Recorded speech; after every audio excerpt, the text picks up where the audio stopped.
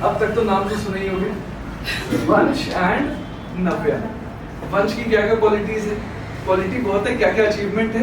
पहला achievement JEE main में आया था कितना, 99.59 परसेंटाइल इन फिजिक्स।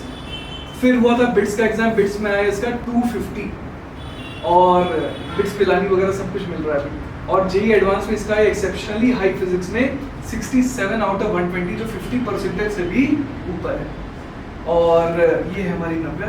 नव्या ने वैसे तो जेई मेन का एग्जाम भी दिया था, और जब जेई मेन का एग्जाम दिया था तो यहाँ के बहुत सारे जेई एस्पिरेंट से भी बेटर परफॉर्म किया था। इसका फिजिक्स में आया था 98.6 परसेंटाइल इन फिजिक्स। और नीट में इसने फोड़ दिया, नीट में इसके आए 640 आउट ऑफ 720, और फिजिक्स में आया 99.58 परसेंटाइल। ठीक है, बहुत बड़ा अचीवमेंट है, बहुत बड़ा अचीवमेंट है ना। चलो, तो तुम लोगों को भी इन्हीं की तरह धीरे धीरे चलना है।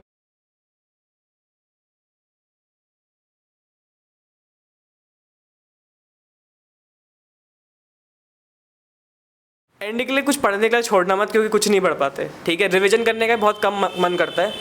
तो बेसिकली मेरे साथ यही हुआ, मैंने रिवीजन भी बहुत कम किया।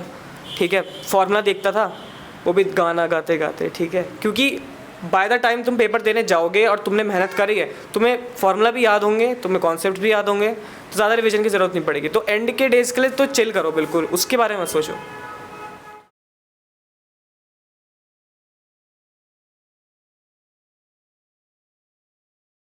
टेस्ट बहुत इंपॉर्टेंट होते हैं। लाइक स्टार्टिंग से ना कोई भी टेस्ट स्किप मत करना। और बायो के लिए अगर तुम खुद सेल्फ स्टडी कर रहे हो तो टेस्ट ऑनलाइन दे सकते हैं, मतलब कि, लेकिन ऑब्वियस चीटिंग मत करना, खुद से देखना, तो उससे अपनी खुद की प्रोग्रेस पता चलती है, उससे बहुत अच्छे से पता चलती है। टेस्ट तो बहुत इंपॉर्टेंट है। और जो गलतियाँ कर रहे हो ऑब्वियस उनको देखो, और वो टॉपिक्स जो है दोबारा से एनसीईआरटी खोलो, उसमें से पढ़ो।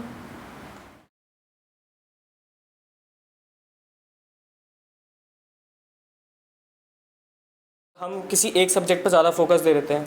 ठीक है, तो हमको स्टार्टिंग से ही तीनों सब्जेक्ट में पूरा एडवांस पॉइंट ऑफ व्यू को लेकर चलना है। अपने आप को बच्चा नहीं समझना है, अपने आप ग्रो कर जाओगे। भले ही पहले पेपर में क्वेश्चन ना हो तुमसे एडवांस के, लेकिन करते रहो, अपने आप हो जाएंगे। ठीक है, तो उससे कॉन्फिडेंस मिलेगा। प्लस तीनों सब्जेक्ट को साथ में लेके चलो। एक दिन में नहीं पढ़ सकते, एक दिन में 2 पढ़ लो, कोई बात नहीं। ठीक है, किसी एक को निगलेक्ट मत करो स्टार्टिंग से ही। ठीक है, बढ़िया अच्छे मार्क्स आएंगे, कोई टेंशन की बात नहीं है। फ्यूचर का मत सोचो, बस ये सोचो आज क्या करना है हमको तीनों सब्जेक्ट में। ठीक है, ऐसे करके बढ़िया प्रिपरेशन हो जाएगी तुम सबकी, कोई टेंशन लेने वाली बात नहीं है।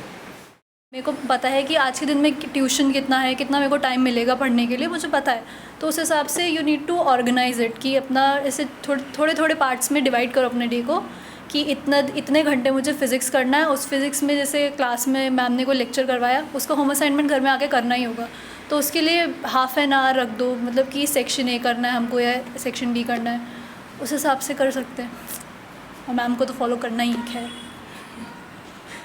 मतलब जैसे आपने जो रिस्पेक्टिव एग्जाम दिए हैं, अगर आपका क्रैक नहीं होता तब सिचुएशन, वो फियर तो होता ही है, और वही हमें मोटिवेट करता है कि हम और करें, थोड़ा और इनपुट दें, है ना। मेरे अंदर भी था, बहुत था मेरे को भी।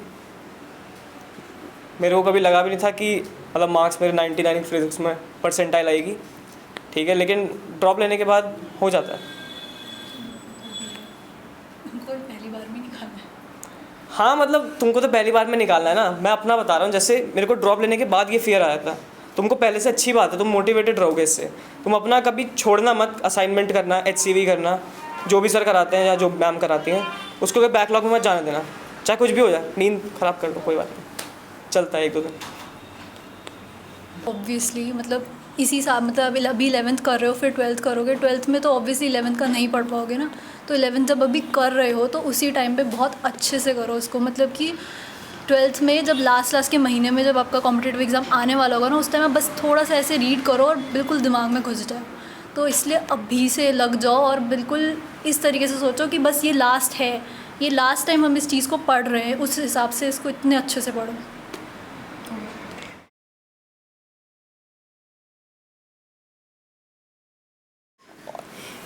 सबको ही होता है डिस्ट्रैक्शन, ऑब्वियसली, तो पूछे हुए ही है ना। तो फ़ोन से होता है या टीवी, क्या देखते हो, कुछ भी? टीवी तो मैंने बंद कर दिया था अपने घर में, ठीक है। फ़ोन ही होता है, उसकी ज़रूरत भी है, इंटरनेट की भी ज़रूरत है ही। तो बेसिकली क्या कर सकते हो, फ़ोन को लॉक करके मम्मी को दे दो।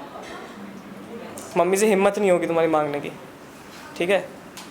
ऑब्वियसली चाहिए होगा फ़ोन, तुम्हें ट्यूशन आना होता है, एकदम परमानेंट तो नहीं दे सकते, पर जितनी देर पढ़ रहे हो ना उतनी देर मम्मी को दे दो फ़ोन अपना, ठीक है, या पापा को दे दो। बिल्कुल हिम्मत ही नहीं होगी कि मांग लें, ठीक है। आपने कैसे किया डिस्ट्रैक्शन? मेरे पास तो फ़ोन नहीं है, देखो अभी तक भी नहीं है। ये मेरी माँ का फ़ोन है, अभी 1 जुलाई को मुझे मिलेगा नया फ़ोन। तो फ़ोन का मेरे को डिस्ट्रैक्शन ऐसा था नहीं। इसके पास टीवी हो गया और वाला सब फोन। चीज़ें, हाँ। इसके पास सीरियसली अगर पढ़ाई करना है ना और डिस्ट्रैक्शन अगर हटाना है तो उसका एक ही ऑप्शन है कि तुम अपना फ़ोन त्याग दो। अगर सीरियस हो अपने सपने को लेकर, हर चीज़ के लिए तुम्हारे पास इनफ टाइम नहीं रहेगा कभी भी कि तुम्हारे को मस्ती भी करना है, लाइफ में कुछ मिस भी नहीं करना है और बड़ा सा सपना भी देखना है। हर चीज़ के लिए इनफ टाइम नहीं है। इनफ टाइम तुम्हारे पास उसी चीज़ के लिए है जिसको तुम सबसे हाईएस्ट प्रायोरिटी दे रहे हो, है ना। तो तुम्हारे को अब डिसाइड करना है कि तुमने अपने लाइफ में मस्ती करने को ज़्यादा प्रायोरिटी दिया है या फिर अपने सपने को ज़्यादा प्रायोरिटी दिया है। अगर अपने सपने को ज़्यादा प्रायोरिटी दिया है तो कहीं ना कहीं तुम्हारे को अपने शॉर्ट टर्म जो खुशियाँ होती हैं ना, कि थोड़ा सा सो गए, नेटफ्लिक्स देख लिया, आज एक मूवी देख लिया तो ऐसा क्या पहाड़ टूट गया, है ना। वो एक एक sacrifices he at the end of the day count करता है। All right. तो इसीलिए हर चीज़ के लिए तुम्हारे पास कभी भी इनफ टाइम नहीं रहेगा। तो बेस्ट रहेगा कि आप लोग सब लोग जो लोग भी सीरियस है कि उसको नीट और जेई निकालना है, तो हाईली सजेस्टेड कि इसका तुम्हारे को लाना चाहिए था अपना फ़ोन। जो तुम्हारा फ़ोन अब दिखता नहीं है वही वाला, जो छोटा फ़ोन है वही चाहिए। मॉम एंड डैड के इसमें तो व्हाट्सएप रहता ही है, व्हाट्सएप पे जो भी अपडेट रहता है उसे आप चेक कर लो। बाकी टाइम डिस्ट्रैक्शन होगा ही, जब सामने रहेगा ही नहीं चीज़ तो डिस्ट्रैक्शन कहाँ से होगा, है ना। सो स्नैपचैट, व्हाट्सएप और क्या क्या ऐप है, इंस्टा, ये तो डिलीट कर दिया था, मेरे को ध्यान है। इसने मेरे को कॉल भी किया था कि मैम मैं क्या करूँ, मैं स्नैपचैट क्या देखना शुरू कर दिया था, स्नैपचैट में बिजी हो गया था। हाँ, तो सारा सब कुछ इसने डिलीट कर दिया था।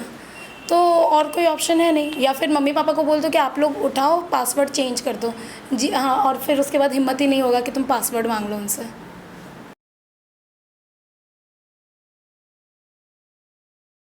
डिलीट कर दो, कोई बात नहीं, दिल पे पत्थर रख के ही सही।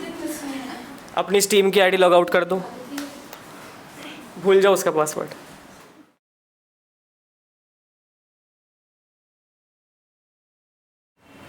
जो अपना करंट वर्क है उसको तो करते रहो, उसके अलावा मिलते हैं इंटरस्टिसेस होते हैं ना कुछ कुछ, जैसे थोड़ा सा टाइम मिल रहा है बीच में तो उस टाइम में बैकलॉग करो। ये नहीं कि अभी हम जो करंट वर्क है उसको छोड़ दिया, बैकलॉग फिर कर रहे हैं तो फिर वो और बैकलॉग बनेगा। तो you need to do your current work, सबसे पहले उसको करो, प्रायोरिटाइज करना ही होगा। पहले करंट वर्क को ख़त्म करो, उसके बाद पुराने वाले काम के लिए बचता है टाइम, हर दिन बचता ही है, तो फिर उसी में करना। ज़्यादा डिपेंड करता है कि क्या काम कितना रहता है ना। तो कभी कभी बैकलॉग जैसे करना पड़ता था, ठीक है, और अपना ट्यूशन का काम कम होता था। कभी ट्यूशन का ज़्यादा होता था तो पहले वो करता था मैं, ठीक है। कभी कभी सोना भी थोड़ा कम करना ही पड़ता है, ठीक है। और फिर स्कूल होता है नहीं होता है तो उससे डिपेंड करता है, वो अपना अपनाना पड़ता है वो तो। पर्टिकुलर सब्जेक्ट को कितना टाइम देना है, कैसे? कौन सी क्लास में? 11th में। तुम्हारे पास टाइम है, तुम 3 घंटे आराम से एक सब्जेक्ट को दे सकते हो, 3+ आवर्स ट्यूशन हटा के साथ में। उनके साथ 3 आवर्स पर सब्जेक्ट।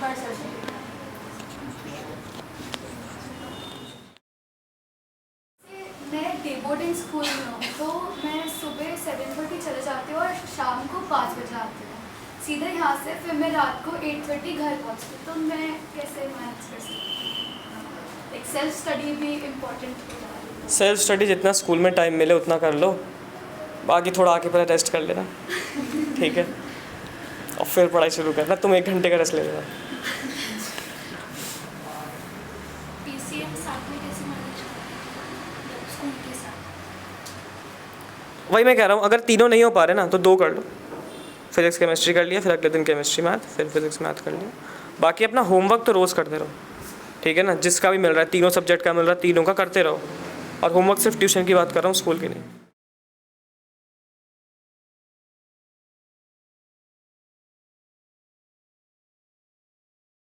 जैसा कि क्या देख पा रहे हैं।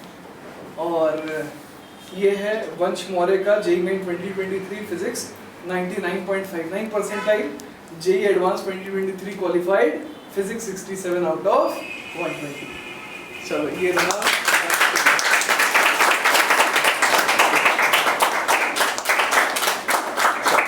बहुत बड़ी बात। Thank you. नीट 2023 तुम्हारा फिजिक्स में परसेंटाइल था 99.58 परसेंटाइल एंड टोटल स्कोर जो है वो है 640 आउट ऑफ 720।